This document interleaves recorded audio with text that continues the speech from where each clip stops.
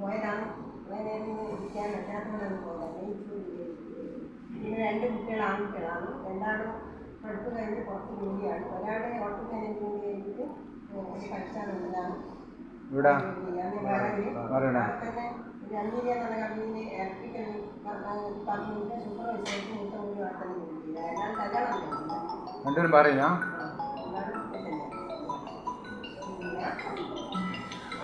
School പഠനം കഴിഞ്ഞ് വിദ്യാഭ്യാസം 10 വരെ പൂർത്തിയാക്കാനാകാത്ത ഒരു വിഷമമുണ്ടായി.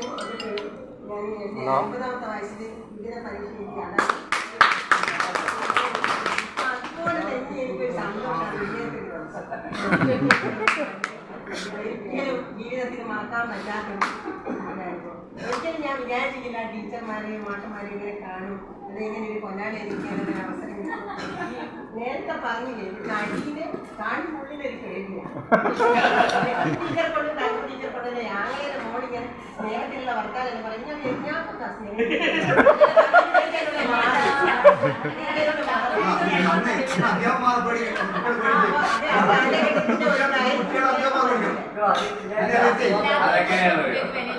ഈ മൂത്ത കുട്ടികള് വന്നിട്ട് പറയും അടിപാട്ടോ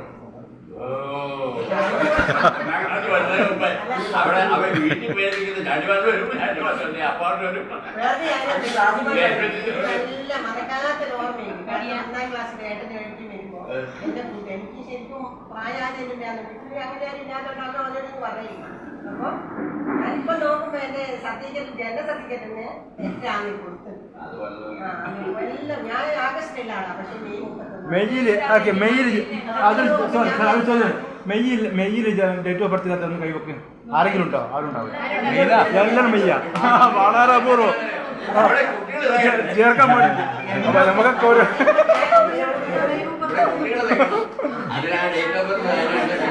തെറ്റാ.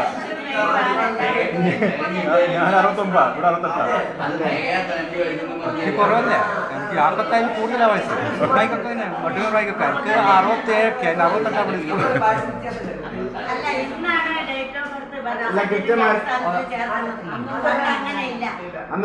അന്ന് പ്രത്യേകിച്ച് മുസ്ലിം കുടുംബത്തില് കൃത്യമായ മുസ്ലിം കുടുംബത്തില് അങ്ങനെ രേഖ ഇല്ല.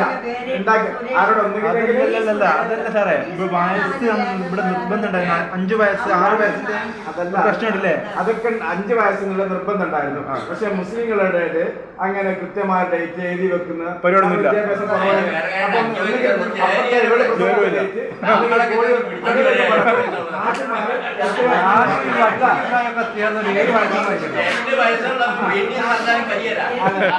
പിടിച്ചു കൊണ്ടിരിക്കുക.